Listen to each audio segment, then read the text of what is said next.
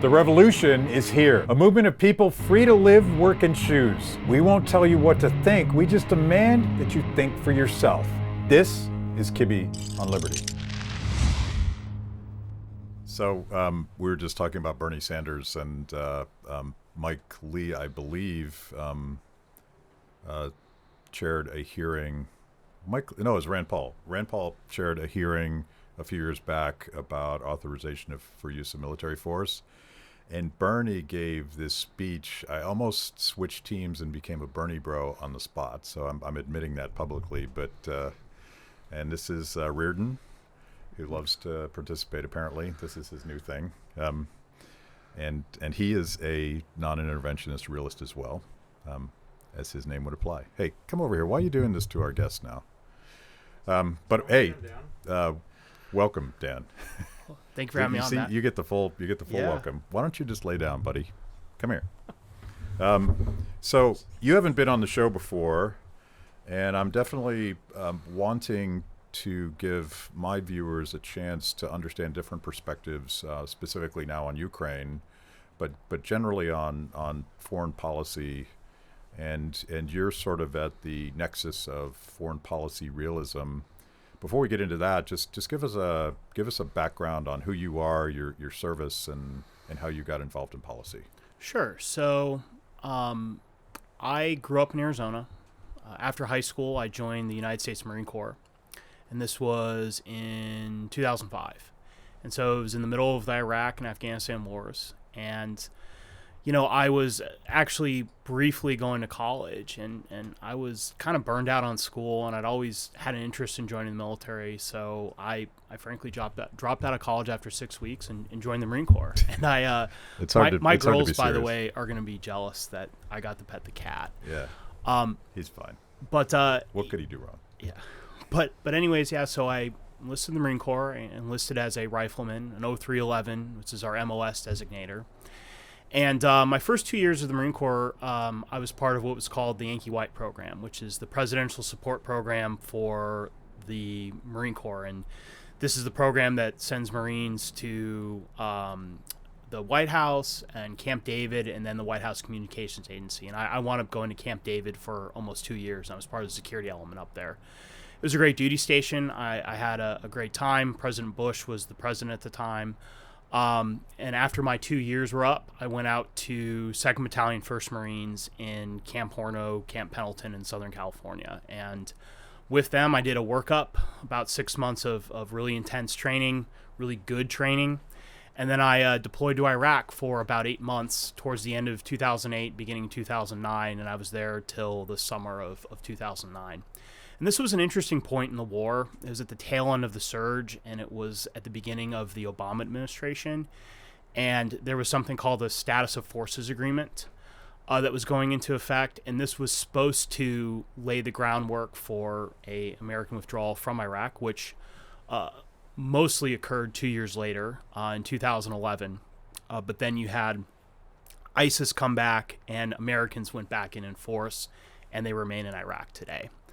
After I got out of the Marine Corps in 2009, I went back to school in Arizona. I finished up my degree, and I started working for a member of Congress. And I originally started working on veterans issues in the district office, helping constituents who were having problems with the Department of Veterans Affairs, which, by the way, if you want the best example of the failures of big government, you just look at the Department of Veterans Affairs. It's a perfect example of why universal health care doesn't work, what happens when you let public sector unions write the HR rules for a government organization. And it also demonstrates how more money often equals more problems. Yeah. And so that was a really big eye-opener for me about how a lot of veterans were struggling to get the care and benefits that they earned. And I think that's a key thing, is that these were benefits that were earned as part of a contract that they made with the American people to volunteer to serve their country, and put their lives on the line, and we weren't upholding that contract. And I also started helping constituents with issues of Department of Defense, and that was a real learning experience for me. And I was with that office for 2 years, and I learned a lot. And after 2 years, I moved over to an organization called Concerned Veterans for America, which is a veterans grassroots advocacy organization. And it's part of what's called the Stand Together community. And I've been part of that community now for a little over 8 years. Okay. And I know that you have been an outspoken advocate for basically veterans' choice when it comes to healthcare. Why do they have to go to these horrible facilities that really don't deliver the care they need? Why can't they just shop around like more like the rest of us can? Is that a fair characterization? Yeah, absolutely. And I have to say that probably my proudest professional accomplishment was working during the Trump administration to help pass some really substantial reforms to the Department of Veterans Affairs, the VA Mission Act, the VA Accountability Act, which really have the potential, if they're properly implemented over the next few years, to transform that department. Key phrase, though, is if properly implemented. And our belief is that if you chose to serve your country, you should be able to choose your doctor. And for a lot of veterans, to be perfectly honest, VA care is good for them. And the majority of veterans want to have the VA option. But that's the key thing. They want it as an option, not the only option. And for many veterans who live in rural areas or areas where there isn't a good VA hospital, for them, they not only want a choice, they need a choice to go to the private sector. And so for us, it's common sense. It's what the Department of Defense does with the healthcare program. It's what most private health programs have, is you have different options. I mean, our healthcare system has a lot of challenges, but at least in most cases, people have multiple options. And that is something that veterans did not have for a long time. Yeah, it's outrageous. And you've alluded to the vested interests that sort of feed off of a system that you spend more and more, but it doesn't get better. How did you go from serving your country to being skeptical of, I'll call it sort of ambitious nation building sort of foreign policy, where we get more and more, it seems like both Republicans and Democrats can lean towards regime change and thinking that we can sort of airdrop the American system of democracy onto other countries and think that somehow is culturally going to stick. What was your wake-up point where you're like, you know what, this seems wrong? So when I was in Iraq, it was at the tail end of the surge. And being in the country at the time, you could kind of be like, okay, this may work. At the time, there was a term being used called Iraq good enough, meaning that we had really lowered expectations for the country and acknowledged that Iraq was not going to be a Jeffersonian democracy. And frankly, we were looking the other way on some bad stuff with the Iraqi central government. We were essentially paying off our former opponents, the insurgents. There were Iraqi cops in our area of operations who at one point were probably fighting Marines, including Marines in my unit on past deployments in places like Fallujah and Ramadi. The brother of the police chief in our region was the chief. He was the chief insurgent. And so essentially, one of the reasons the surge was successful, which I learned later, was because we were paying people not to fight. Yeah. Leaving Iraq and starting school, I had some downtime, and I read a lot about how we got into the war, the failures early on, and kind of learned about how, in essence, we were lied into war, and that the case for war rested on not just faulty intelligence or myths about the threat that Saddam Hussein posed, but this ideology that America is made safer by imposing democracy on countries where it didn't exist. And it completely ignored the history of these countries, the cultures of these countries, and it was driven by hubris and arrogance. And it cost the United States immensely, and it cost the people of Iraq and the Middle East immensely as well, too. But what really hammered it home for me was, I alluded earlier about what happened with ISIS, is that in 2014,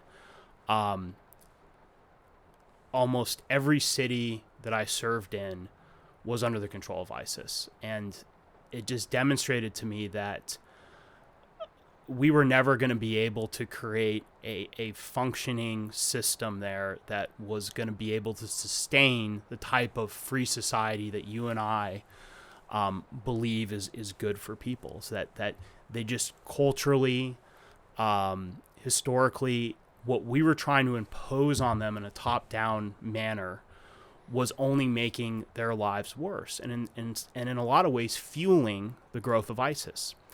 Most of ISIS's leaders, including I believe the current one, were actually radicalized and formed their initial infrastructure in American prisons in Iraq. I think it's extreme to say that we created ISIS, but we created the conditions for ISIS. And for me, that really hammered home how this approach to nation building was not making America safer, and it wasn't making the world safer. And we're losing our men and women. Absolutely. The costs are just horrendous. And I think this is very important. We lost over 4,500 American service members in Iraq from combat and non-combat related reasons. Tens of thousands more were wounded. But that's not really the true cost. You had hundreds of thousands more who have service-related disabilities from their service in Iraq, which means that, it was incurred from jumping in and out of trucks with heavy armor, from burn pits, from, working in the heat and around loud machinery all day. I mean, some of that is just naturally going to occur in military service, but a lot of it was because of the conditions of the deployments. You had mental health issues that became very, very widespread among that community. And, unfortunately, you had many suicides. And, one story I like to tell to kind of hammer home the cost of these conflicts is about I'm not going to name his name, but about one of the best Marines in my platoon. Is he was a machine gunner, and he would stand up in a turret sometimes for 12, 14 hours a day. And jumping in and out of a Humvee or an MRAP, he sustained some injuries, mainly to his knees and to his back. And he went to the VA, and the VA at one point loaded him up with painkillers. And at one point they cut him off, and he had developed an addiction. One thing led to another. Eventually developed an addiction to heroin and committed a crime and had to spend 5 years in prison as a result. Now, he is ultimately responsible for his actions, but I think that it's safe to say that in some ways he was a casualty of the Iraq War. Yeah. And there are tens of thousands of veterans just like him. Yeah. And I tell that story because the top line numbers often don't tell the whole story about the cost of these conflicts. There seems to be a cycle in politics where a plurality or even a majority of the American people early on in a conflict support the cause as righteous, and they're all in. But as the costs of that foreign policy decision are revealed, people get more and more skeptical of why are we there? Why did we go? I think that's happening on Ukraine right now. But before we get into Ukraine, I wanted to ask you quickly. So we had Kelly Vlahos and Matt Purple on the show, just days after the Biden administration pulled out of Afghanistan, and we were struggling with everyone wants everything to be a binary choice now. And my own perspective, and I think the perspective of all of us at the time, was good for him for actually keeping his word and getting out. But man, that's a shit show. Like, can you agree on both of those things at the same time? What was your perspective on getting out of Afghanistan? I kind of like how you set this up. And by the way, Kelly and Matt are fantastic. You should definitely follow their work on foreign policy. So I think that Biden made the right decision to follow through with the withdrawal that President Trump started. I think both President Trump and President Biden deserve credit for resisting pressure not to withdraw and to basically keep muddling along. At the end of the day, there was no viable alternative to withdrawal. The alternative they were offering was essentially to keep losing slowly. Yeah. President Trump got essentially backed into a corner, and his national security staff pressured him to surge into Afghanistan, and you did a mini surge, and you increased the level of bombing in the country to record levels. Like, we were bombing the crap out of that country. Record levels of ordnance were being dropped. In those 2 years before the peace talks that Trump initiated with Ambassador Khalilzad, the Taliban actually were gaining ground. Is that they were slowly strangling these major cities and slowly taking over these districts, despite all this ordnance we were dropping, despite all the money we were spending, and despite the fact that we had put in essentially 3,000 to 4,000 more troops, including some highly trained special operations units. And ultimately, that was because the Afghan government that we had created was so weak and so ineffectual, and for most Afghans was not a viable alternative to the Taliban. So President Trump was right to have Bashar Khalilzad negotiate a diplomatic solution, create a path to withdrawal, and say, look, America is leaving and is now up to the people of Afghanistan to take control of their destiny. And when President Biden was confronted with the option whether or not to follow through with that, he chose to withdraw, and I think he made the right decision. All that said, though, there is, I think, an appropriate level of criticism about how that withdrawal was conducted. And one thing I will say is that a lot of the people that were responsible for conducting the withdrawal were also responsible for a lot of the failures in the 20-year war. In particular, General Milley. General Milley is all over the Afghanistan papers, which, if your viewers don't know, those were a series of documents unearthed by a Washington Post reporter, really mostly through FOIA, and these were after-action reports and interviews done. And he documents how when General Milley was the deputy commander of U.S. forces in Afghanistan, he repeatedly lied about how effective they were. So this is a guy that at various levels mismanaged the war, and now he's executing the withdrawal.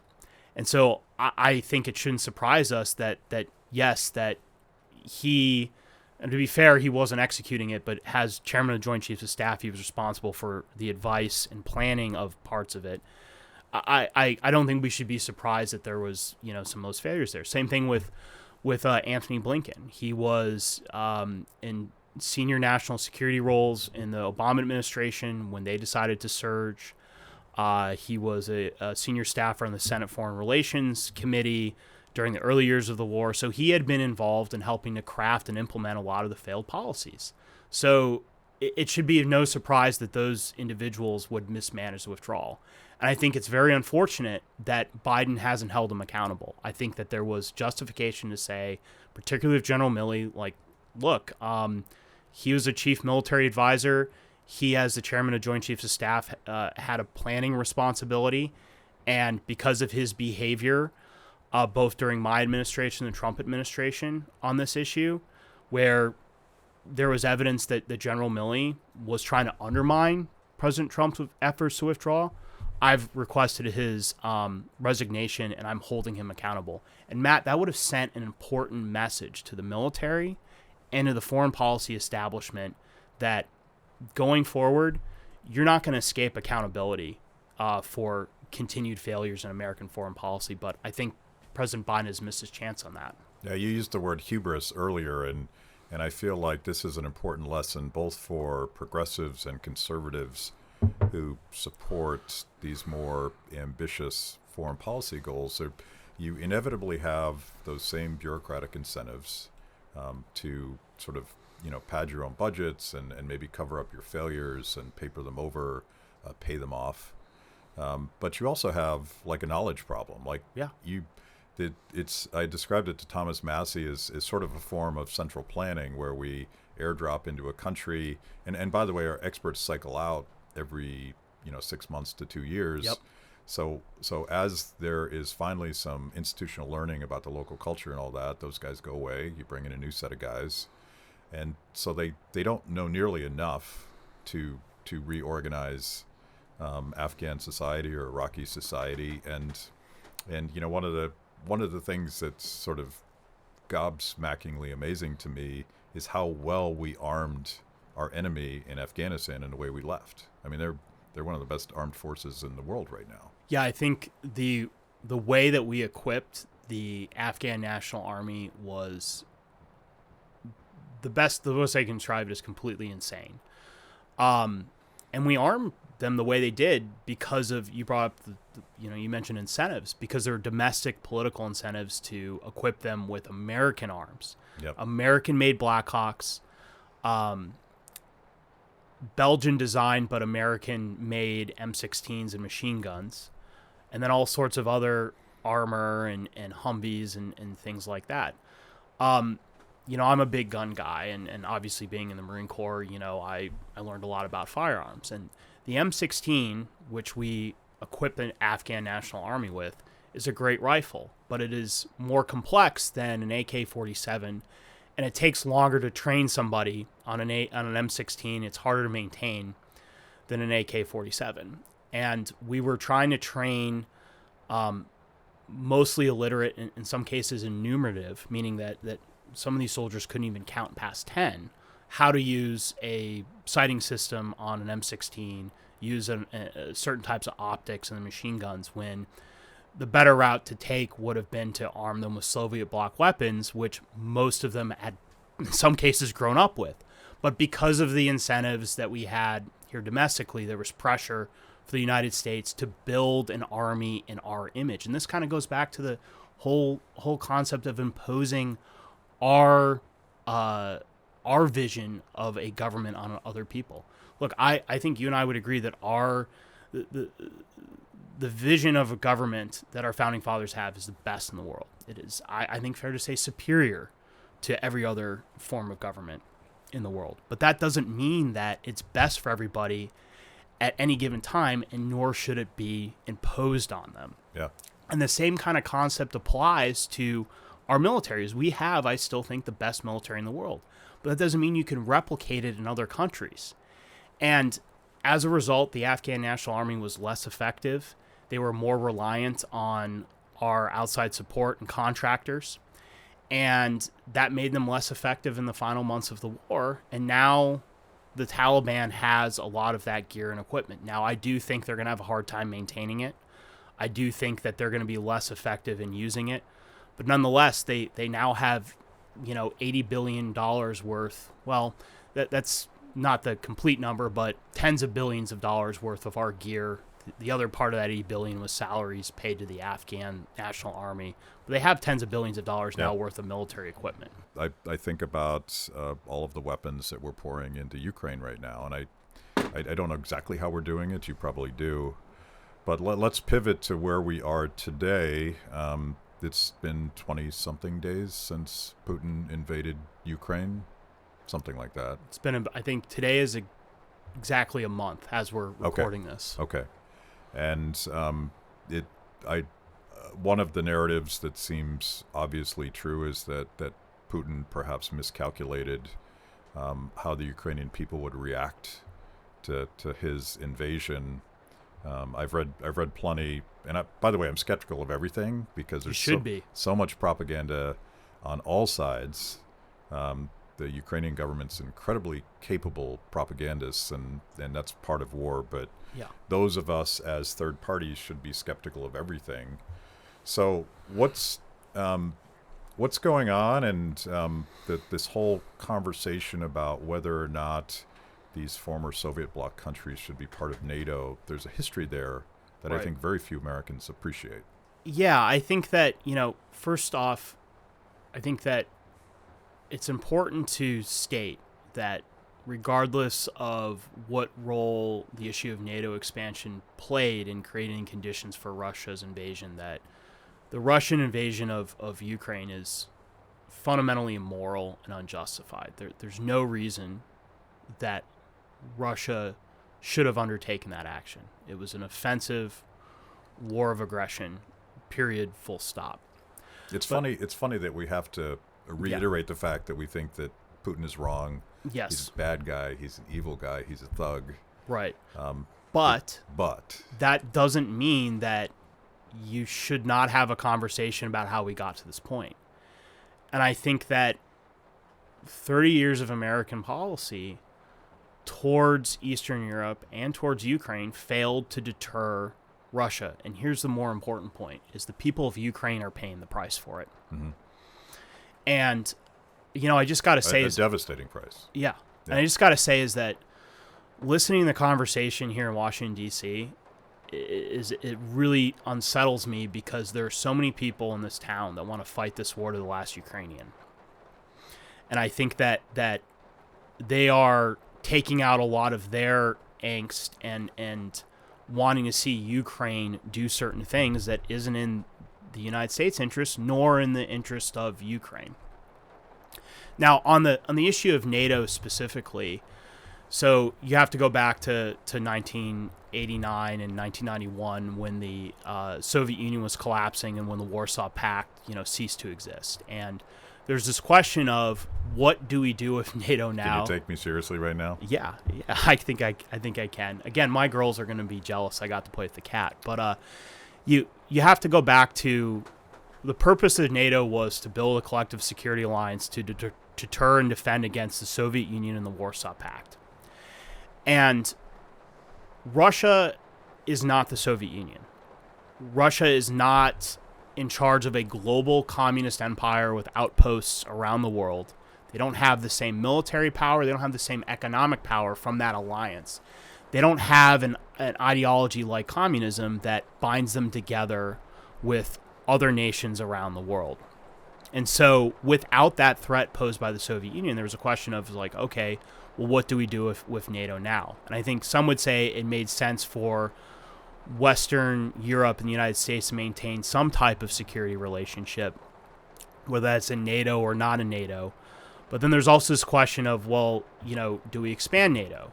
And at the time, there was a concern with first Mikhail Gorbachev and then Boris Yeltsin about expanding NATO eastward. And there were and this is disputed by a lot of people, but it's my opinion based on the history and research done by scholars that I respect that there were strong indications given to first the Soviets and then the Russians that it was not the intent of NATO to expand eastward. But nonetheless, NATO did expand. And real quick, I just want to put aside the issue of whether or not that provoked Russia. I don't think that regardless of that, it was in the interest of the United States to do that. Again, we didn't face a threat from the Soviet Union. You had these wealthy and capable countries in Europe, Germany, France, the United Kingdom, Italy, Spain, Portugal, Belgium, the Netherlands, Norway, Denmark, that were more than capable of securing their own continent. But by maintaining NATO as it was and then expanding it, we sent a message to these European countries that, hey, we will continue to subsidize your defense, and we disincentivized them from building their own capabilities and allowed them essentially to keep funding their welfare states at the expense of their military. So this is something that Trump was very good on. Yes, yeah. He very pointedly pointed that out to them. I think he deserves credit for pointing that out. But I think that even outside of the debate of whether or not this is NATO expansion was responsible for what happened with Ukraine, that's the most important point about NATO for Americans, is that we do not need to play such a role in such a big role in securing Europe because you have these wealthy and capable countries there. Now, fast forward to 2008, under the Bush administration, there was a declaration made by the United States and NATO members that there would be an open door for Ukraine and the country of Georgia to join NATO. Now, NATO was not united on this issue. There were countries within NATO that didn't want Ukraine in there. Germany and France at various points and others had concerns about that. But nonetheless, the biggest country in NATO was saying that we want to keep an open door for Ukraine to join. And NATO was framed explicitly by many, like Senator John McCain, for example, as an anti-Russia alliance. So you could see whether, regardless of whether Vladimir Putin is an authoritarian thug, which he is, how a country like Russia could have security concerns about an alliance like NATO being on its borders, which it already was in the Baltic states. And so we left that open door for Ukraine and for Georgia, which was shortly after that was actually invaded by Russia. But on the issue of Ukraine specifically, we kept the door open to them and kept sending them signals that we would at one point allow them in the alliance, even though there really wasn't a real plan or intention to allow them in. So you're signaling to the Russians that we're intending to expand this, even though we weren't serious about it. But you're also signaling to Ukrainians that, hey, you're now potentially part of our security umbrella. So to them, they thought, okay, we'll have the West backing. We have the backing of this Western alliance, and we'll get their support. And so that also informed how they approach their security challenges.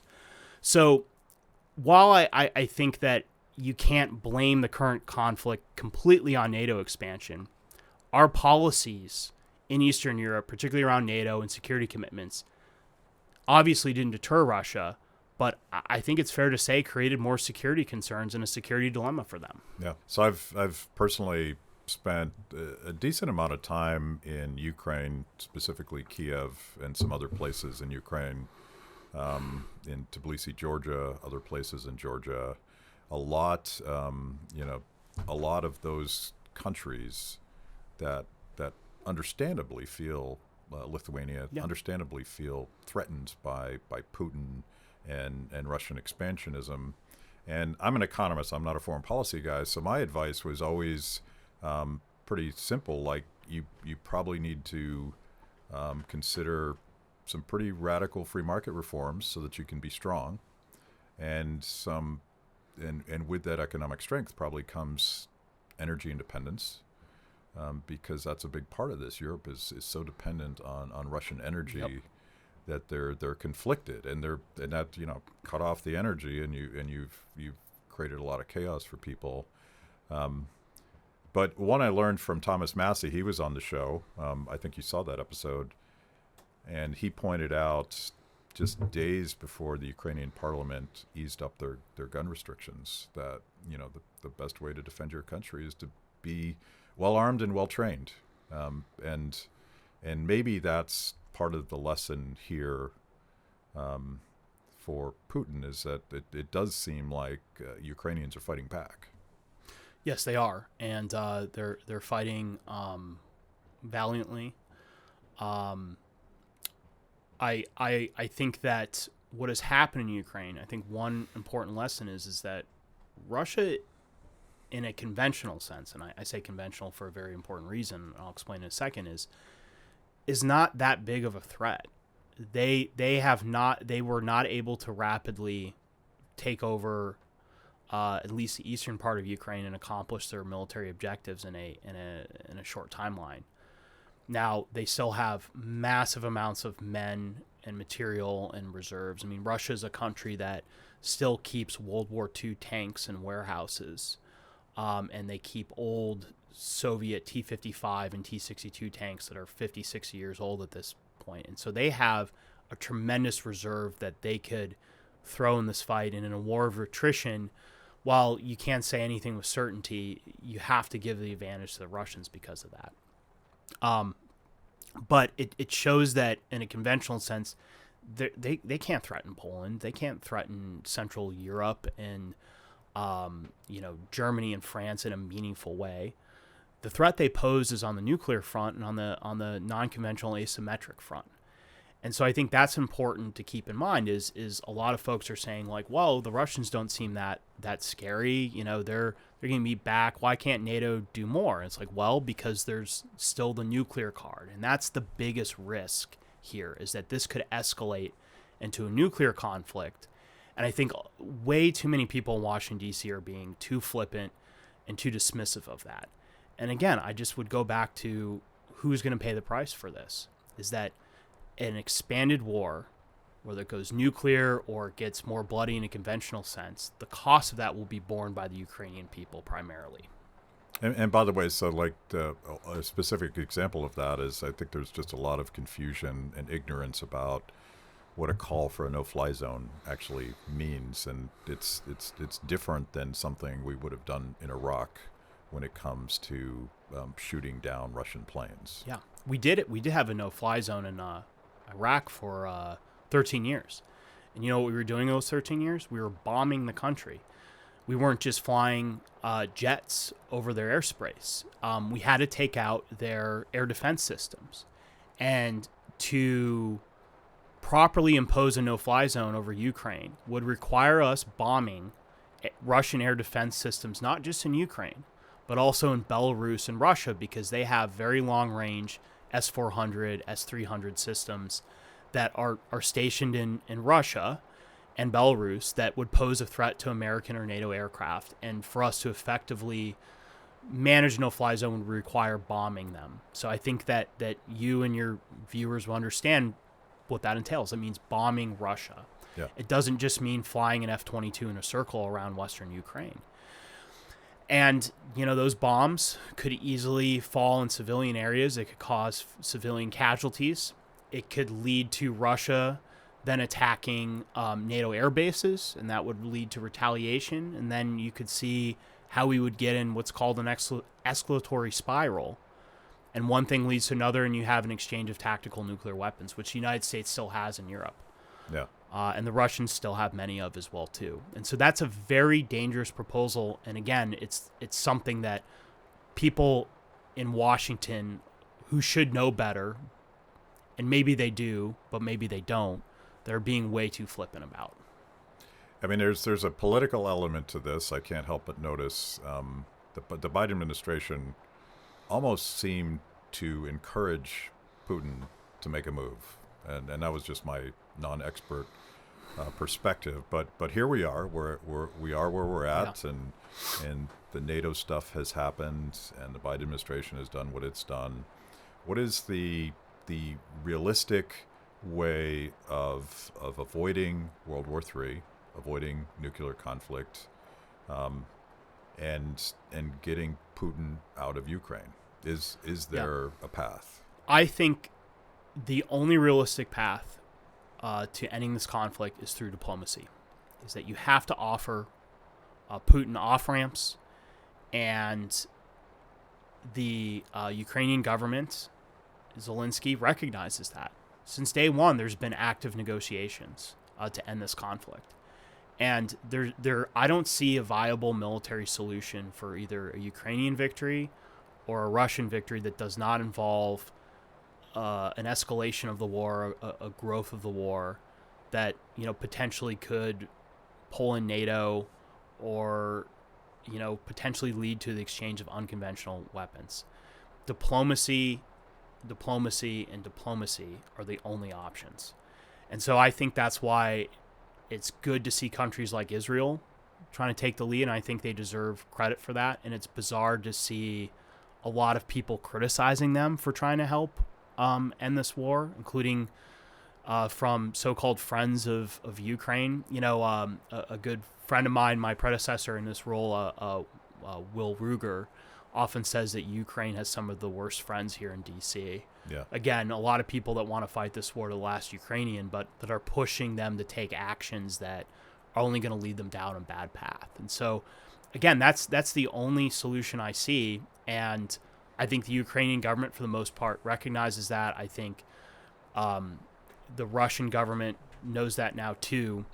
And the United States, I think that's the best role the United States could play, is encouraging that diplomatic resolution. It seems like Zelensky has realized, if he didn't know it all along, that the promise of NATO-like protection isn't nearly as real as we present it to be. Like we really don't show up, and there's good reasons why we're not showing up, but it seems like an empty promise we made. It was an absolute empty promise, and you mentioned, you know, the Biden administration earlier. I think it was a huge mistake for the Biden administration to keep that door open. And this kind of got drowned out because of Afghanistan, but last year, you know, Secretary Austin, the current defense secretary, went to Eastern Europe and reaffirmed NATO's open door policy. And so that, to Zelensky, was a signal that, hey, the United States still supports this, when within the alliance there was still opposition to it, and that it was not likely to happen. And you also too, again, kind of building on a point about the signals the Biden administration sent, is there was a lot of mixed messages. I think that President Biden himself, interestingly, had the most consistent message about, it's not in the United States' interest to get in a war with Russia over Ukraine. But then you had a Secretary of State talking about our unwavering commitment to preserving Ukrainian and territorial integrity. Well, if you think about what that means, is that's basically saying, hey, we have a security commitment, but there was no treaty, there was no firm commitment, and so those mixed messages did not help the situation at all, and did not send the right signals both to the Ukrainian government and the Russian government. It's as if, you probably wouldn't say this because you're more polite, but it's as if there is a permanent military-industrial complex that keeps charging forward regardless of who the president is. I'm surprised you think I'm polite about that. Yeah, it's abhorrent. There are a lot of good people who work in foreign policy here in Washington, and even people that disagree with me. And I think there's some thoughtful people, and I've learned a lot actually listening to people I disagree with. Mm-hmm. But there is so much money in this town from foreign governments, from special interests affiliated with defense contractors, and that influences the positions people take. It's impossible that it wouldn't. Yeah. And it definitely creates an incentive for people in a lot of institutions and in the government who want to go back and work at these institutions to take certain stands. And also, too, influences a lot of folks in the media because they go to these people for their as sources and for their information as well, too. So I've talked to Kelly Vlahos about this numerous times, but even I used to do a lot of TV. I don't anymore because I find formats like this to be more productive.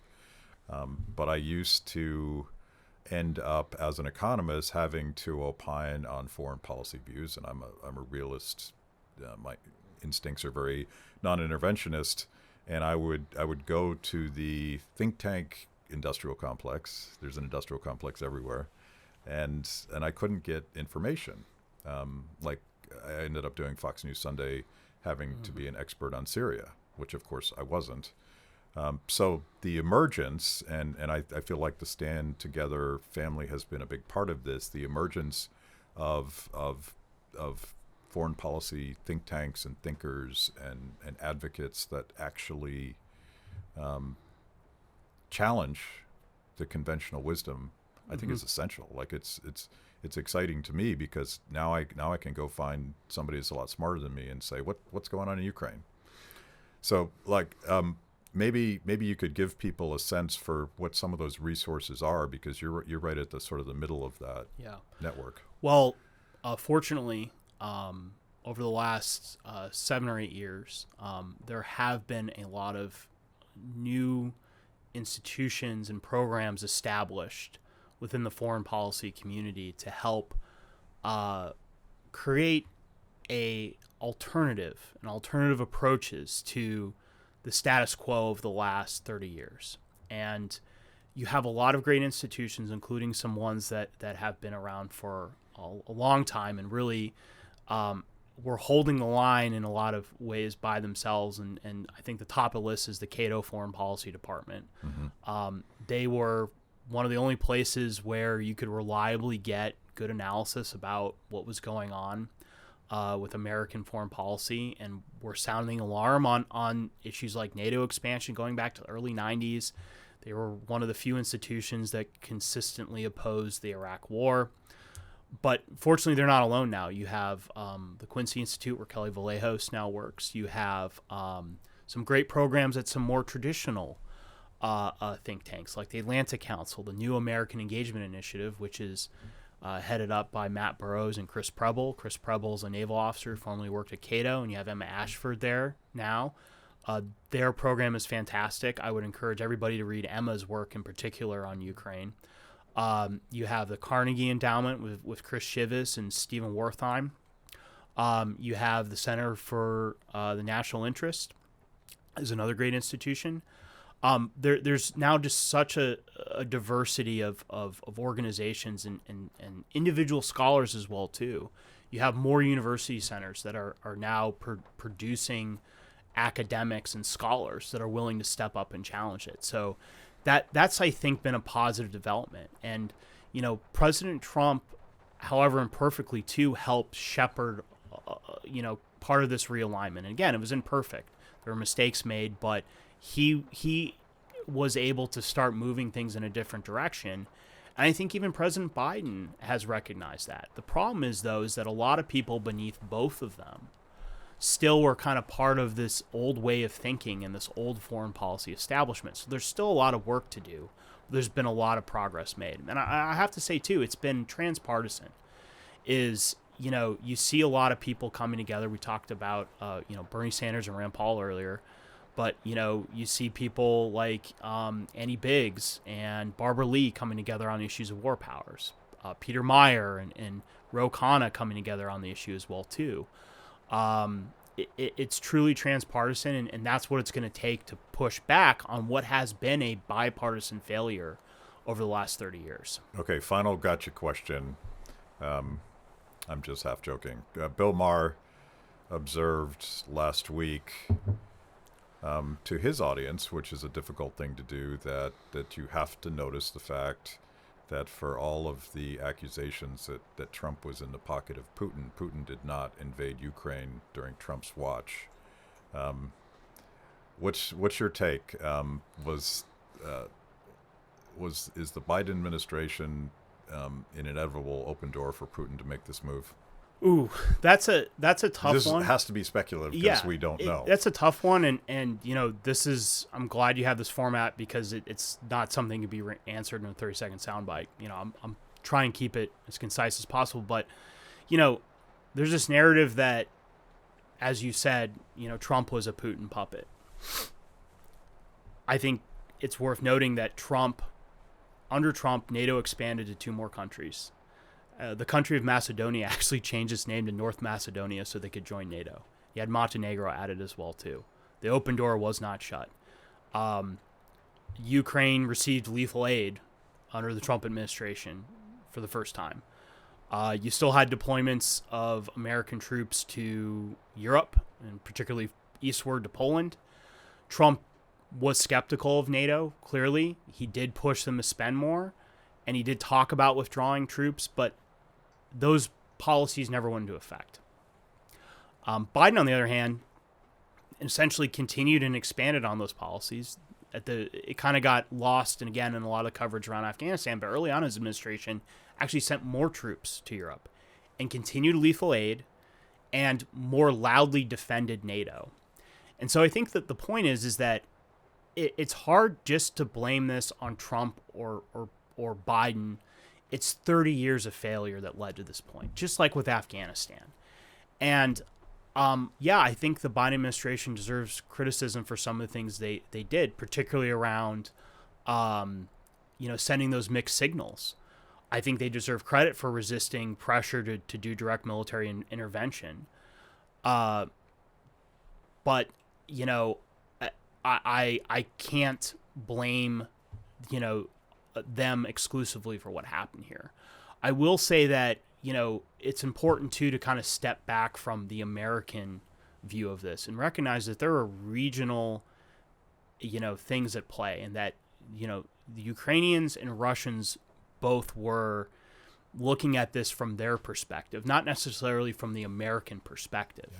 And that Zelensky was taking actions and Putin was taking actions that led to this, independent of the Americans. And that's important to remember, is that we don't have control over everything that happens in these countries, even if the perception is that we do. Cool. So if people want to find your work and follow you, how do they do that? Sure. So you can follow me on Twitter at Dan D. Caldwell. You can go to our website at www.standtogether.org. You could also go to Concerned Veterans for America, where I'm still a senior advisor at www.cv4a.org. There's a lot of great resources on both websites. Also, too, if you're interested in taking action or getting involved to help advance some of these policies, Concerned Veterans for America has an action center where you can email your members of Congress on these issues and other issues as well, too, like reforming the Department of Veterans Affairs, reforming the defense budget, getting our out-of-control spending under control as well, too. So it's a great resource, and really encourage your viewers and listeners to go to both places. Okay, I'll tweet that stuff out as well, and this has been awesome. Let's do it again. Yeah, it's awesome. Love to. Thank you, sir. Thanks. Thanks for watching. If you enjoyed that show, make sure that you like and subscribe. Click the little bell so that you get notifications. And if you consume this via podcast, go wherever you want to go. We're everywhere. Kibbe on Liberty. The revolution starts now.